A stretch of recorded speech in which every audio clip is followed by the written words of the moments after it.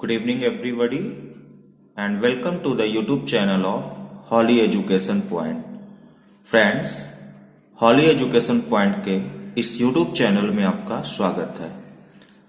आज का हमारा टॉपिक है degree of comparison. Degree of comparison आज का हमारा टॉपिक है डिग्री ऑफ कंपैरिजन। फ्रेंड्स, आज हम लोग डिग्री ऑफ कंपैरिजन के बारे में स्टडी करने वाले हैं।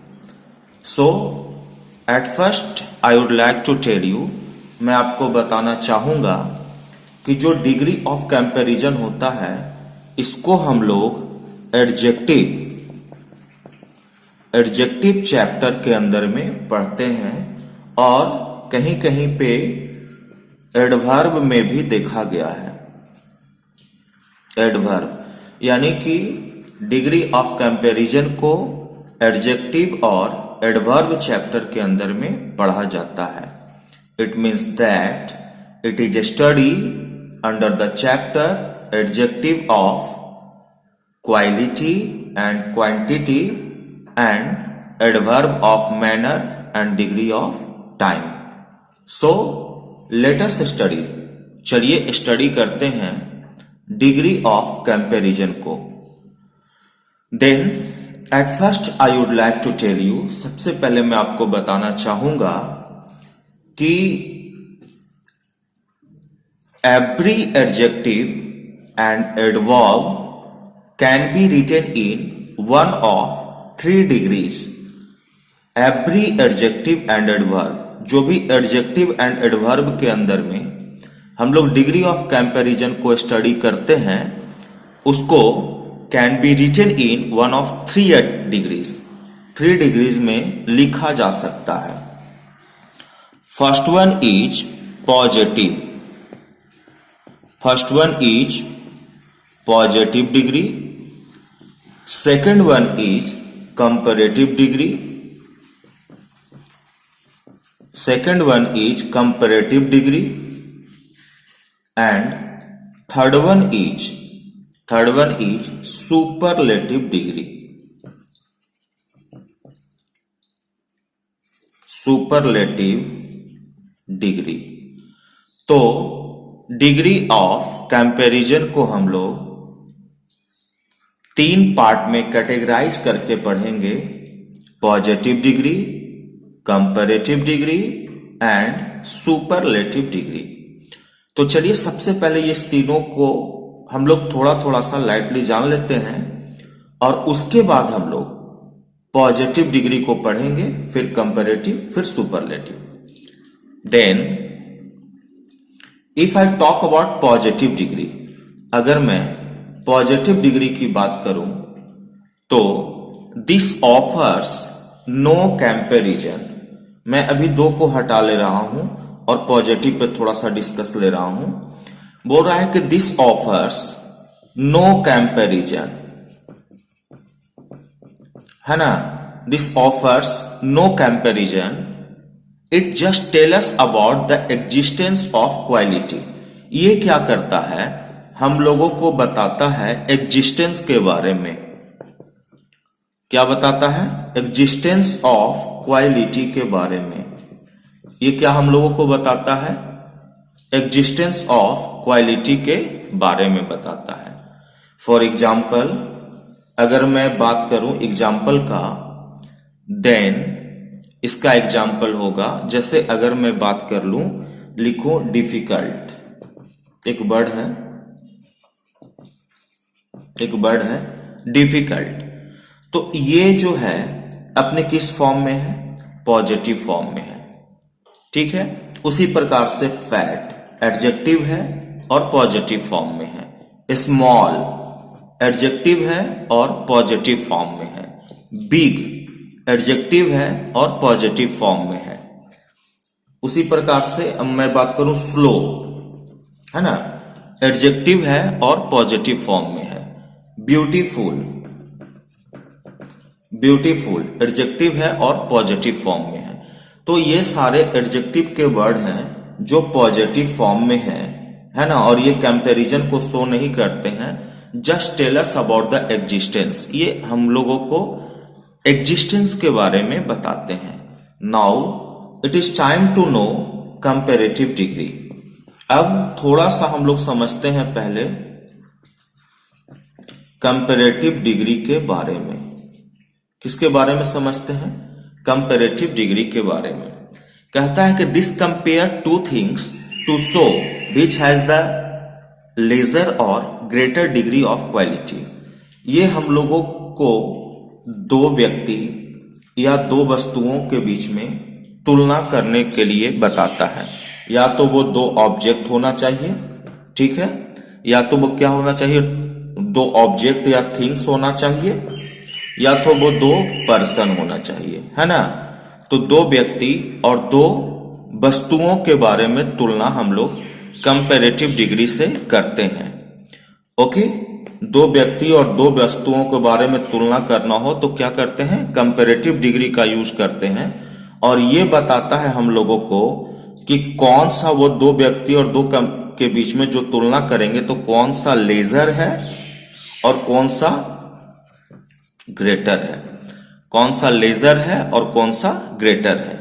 एक चीज और इसके बारे में हम लोग समझते हैं, एक फैक्ट और है कि कंपैरेटिव डिग्री को जब हम लोग कंपेयर दो व्यक्ति को या दो थिंग्स को करेंगे तो उसमें देन का यूज करते हैं। कंपैरिजन करने के लिए किसका यूज करते हैं? देन का। और अगर हमारा वर्ड जो है वो लैटिन एडजेक्टिव रहा, कैसा एडजेक्टिव रहा? Latin adjective. We know very well about it that English language has borrowed some words from other, वो दूसरों से कई वर्ड्स को कैरी किया है। तो जिस एडजेक्टिव को इसने लैटिन से कैरी किया है वो अगर आ गया तो हम लोग देन नहीं लगा करके क्या लगाएंगे? टू लगाएंगे। देन नहीं लगा करके टू लगाएंगे। वीडियो के अंत तक बने रहिए, सब कुछ समझ में आ जाएगा। लैटिन क्या होता है, एडजेक्टिव क्या होता है, कंपैरिजन कैसे करते हैं, ये सब कुछ आप समझ जाएंगे। तो लैटिन में जैसे कुछ मैं बात कर लूं, सीनियर, जूनियर, इंफेरियर, प्रायर, ये सारा चीज है ना। अब समझते हैं हम लोग सुपरलेटिव को। अब किसको समझते हैं?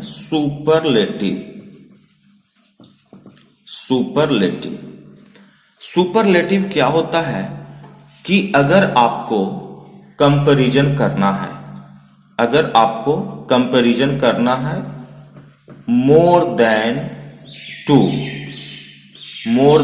टू, दो में करेंगे तो कंपैरेटिव होगा और दो से ज्यादा में किए तो सुपरलेटिव होगा। दो से ज्यादा में कंपैरिजन किए तो सुपरलेटिव होगा, है ना। विच हैज द लीस्ट और greatest degree of the quality. कह रहा है कि वो क्या होना चाहिए? लीस्ट या ग्रेटेस्ट दिखाने के लिए, लिस्ट या ग्रेटेस्ट दिखाने के लिए हम लोग इसका कंपैरिजन करते हैं। तो होप कि ये तीन बात का थोड़ा सा मैं ओवरव्यू दिया हूं। अब हम लोग क्या करेंगे, एक एक करके थोड़ा सा इसके बारे में डीप स्टडी करेंगे। लेकिन उससे पहले मैं इसको आपको सेंटेंस में समझाने का कोशिश करता हूं। अगर मैं बात करूं कि mister Arya is fat, mister Arya is fat, बस इतना ही। तो ये कौन सा डिग्री है? ये है positive degree. Mr Arya is fat, ये कौन सा डिग्री है? Positive degree.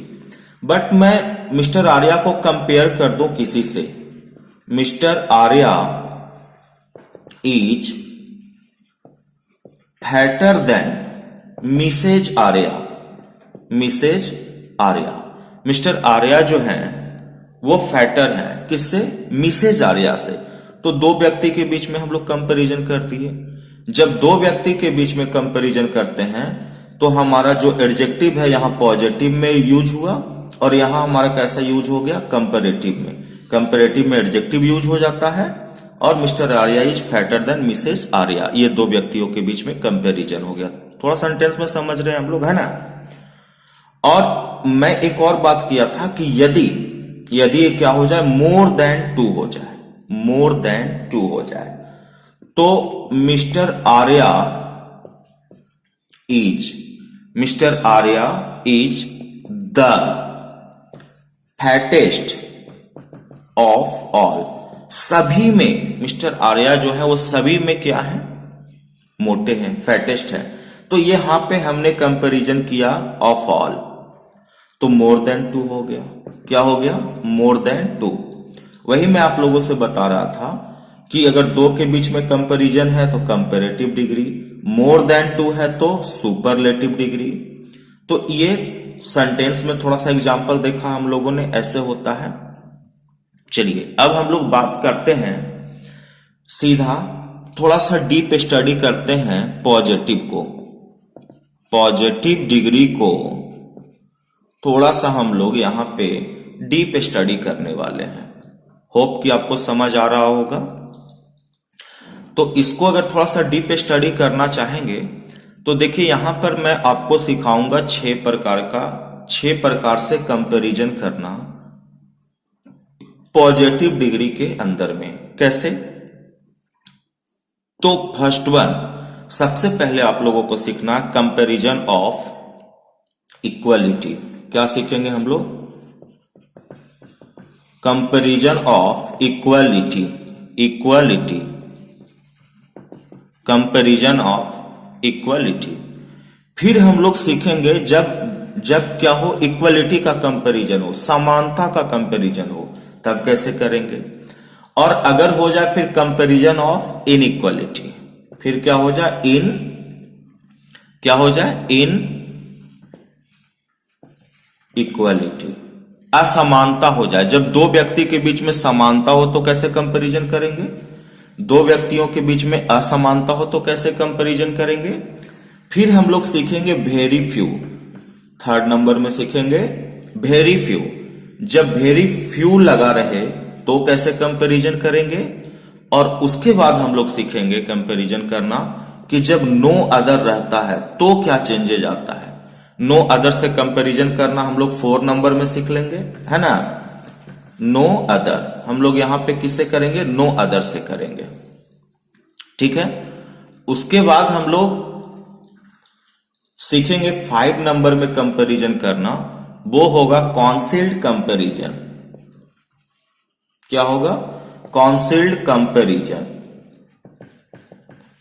कौन सा कंपैरिजन होगा, कॉन्सील्ड कंपैरिजन। और उसके बाद होगा कंपैरिजन ऑफ एक्शन। 6 नंबर में हम लोग सीखेंगे comparison of action,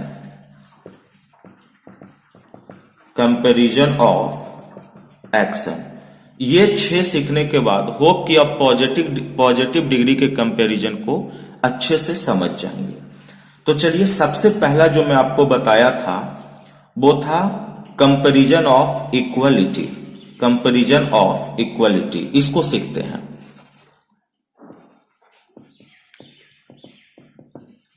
comparison of equality को सीखने वाले हैं। सबसे पहले हम लोग क्या सीखने वाले हैं, कंपैरिजन ऑफ इक्वलिटी को। ये क्या होता है, जब आप दो व्यक्ति या वस्तु के बीच में गुण की समानता को बताते हैं। क्या करते हैं, गुण की समानता, है ना, को बताते हैं। क्या बताते हैं, इन इक्वलिटी को बताते हैं, समानता को बताते हैं। तो वैसा कंपैरिजन हमारा कहलाता है कंपैरिजन ऑफ इक्वलिटी। कैसे, तो इसमें आपको क्या करना है कि जो आपका पॉजिटिव एडजेक्टिव है उसको 2 एज के बीच में रखना है। पहले आपको एज लिखना है, उसके बाद पॉजिटिव एडजेक्टिव लिख दीजिएगा और उसके बाद आपको लिख देना है एज।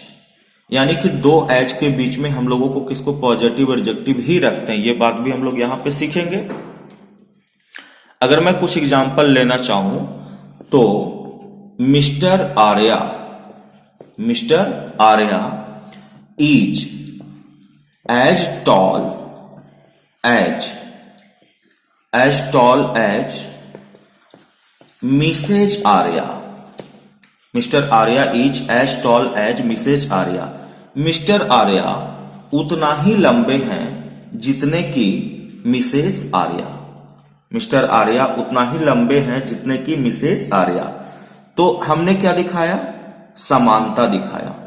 हमने क्या दिखाया? समानता, कि दोनों लगभग उतने ही लंबे हैं, है ना। नो कंपैरिजन ऑफर्स किया, बराबर तो लंबे हो गए। नो कंपैरिजन ऑफर्स किया तो ऐसे सिचुएशन में ये बात हमारा इंपॉर्टेंट है कि जब आपको दिखाना हो क्या,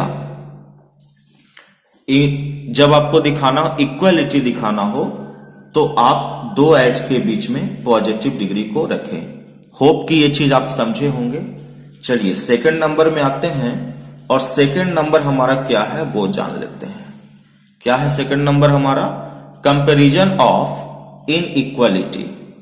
क्या है? Comparison of inequality. Comparison of inequality, असमानता। असमानता। अब समानता ही तो हमेशा नहीं होता है लोगों में, असमानताएं भी होती है। जब आपको असमानता दिखाना हो पॉजिटिव के अंदर में, तब आप क्या करेंगे? तो कुछ नहीं करना है, पहले आपको नॉट लिख देना है और फिर वही प्रोसेस करना है जो हम लोग इक्वलिटी का कर रहे थे। नॉट लिख दिए, एज लिखेंगे, पॉजिटिव एडजेक्टिव को डाल देंगे और उसके बाद फिर से क्या लिख देंगे? एज। हो जाएगा हमारा, असमानता दिख जाएगा। यानी कि राम जो है, Ram is not as tall as Shyam. Ram is not as tall as Shyam. Ram, देखिए यहां पे थोड़ा सा कट जा रहा है, मैं इसको नीचे लिख रहा हूं, है ना। श्याम, राम उतना लंबा नहीं है जितना कि श्याम। यानी कि हम यहां पे क्या कर रहे हैं? Ram is not as tall as Shyam, यानी कि श्याम क्या है? ज्यादा लंबा है। श्याम क्या है? ज्यादा लंबा है। तो हम यहां पे क्या दिखाएं? इनइक्वालिटी दिखा दिए, असमानता दिखा दिए। होप कि आप इस चीज को भी समझे होंगे। जब हम लोगों को असमानता दिखाना हो तो क्या करेंगे?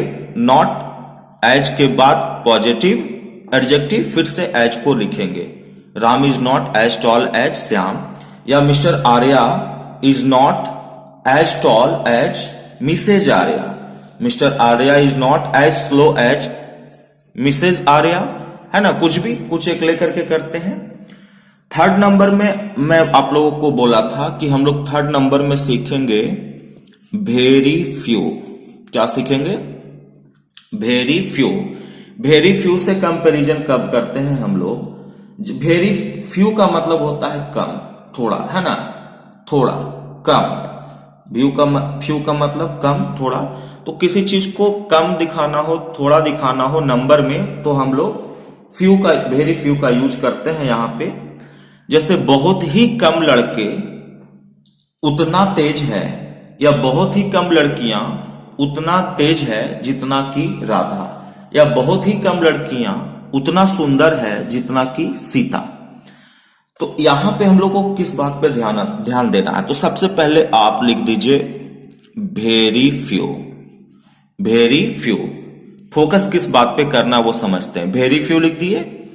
Very few girls, very few girls are, very few girls are as या सो, यहां पर दोनों में से आप कुछ भी यूज कर सकते हैं। As beautiful as Sita. बहुत कम ही लड़कियां उतनी सुंदर है जितनी की सीता। अब यहां पे आपको क्या सीखना है कि यदि आप सेंटेंस में वेरी फ्यू यूज करते हो तो वेरी फ्यू के बाद आने वाला जो नाउन होगा, वेरी फ्यू के बाद आने वाला जो नाउन होगा वो प्लूरल नाउन होगा। क्या होगा? Plural noun. और जब यहां पे प्लूरल नाउन आएगा तो वर्ब भी हमारा क्या होगा? प्लूरल होगा। यहां पे आप एज या सो, व्हाट एवर यू वांट, आप यूज कर सकते हो। उसके बाद पॉजिटिव हम लोग पढ़ रहे हैं तो पॉजिटिव एडजेक्टिव, है ना। और मैं कंपेयर किससे कर रहा हूं? सीता को ही बोल रहा हूं कि बहुत कम ही लड़कियां उतनी सुंदर है जितनी की सीता। तो यहां पे दो बात को ध्यान रखना है कि वेरी फ्यू के बाद क्या आता है? प्लूरल नाउन आता है और प्लूरल वर्ब भी आता है। इस बात को ध्यान देना है। अगर ये बात समझ गए तो नो अदर समझना बहुत ही आसान है। कैसे है वो सीख लेते हैं। अब आते हैं हम लोग नो अदर वाले में। नो अदर किसमें? No other. नो अदर में क्या होता है? नो अदर में क्या होता है ना? तो नो अदर में कुछ खास नहीं होता है। आप जहां पे वेरी फ्यू लगा रहे थे वहां पे नो अदर लगा देना है। क्या लगा देना है? No other. अब यहां पे नो अदर लगाने के बाद जो हमारा नाउन आएगा वहां पे हम लोग वेरी फ्यू के बाद क्या कर रहे थे? प्लूरल। और नो अदर के बाद क्या कर देते हैं? Singular. No other girl is as beautiful as Sita. कोई भी लड़कियां उतनी सुंदर नहीं है जितनी कि सीता। और थोड़ा देर पहले बोल रहे थे कि बहुत कम ही लड़कियां उतनी सुंदर है जितनी कि सीता। तो हमें बस इस चीज पर ध्यान देना है कि नो अदर रहेगा तो हमारा नाउन क्या होगा? सिंगुलर होगा। वर्ब भी सिंगुलर होगा। पहला बार जो एज यूज करते हैं, एज या सो आप कुछ यूज कर सकते हैं, और दूसरा बार में आपको एज ही यूज करना है। ठीक है। होप कि ये चीज आप समझे होंगे। ओके। सो अगर आप इस तरीका से समझते हैं इसको तो आपका साथ साथ डिटरमिनर्स भी क्लियर होते चल रहा है।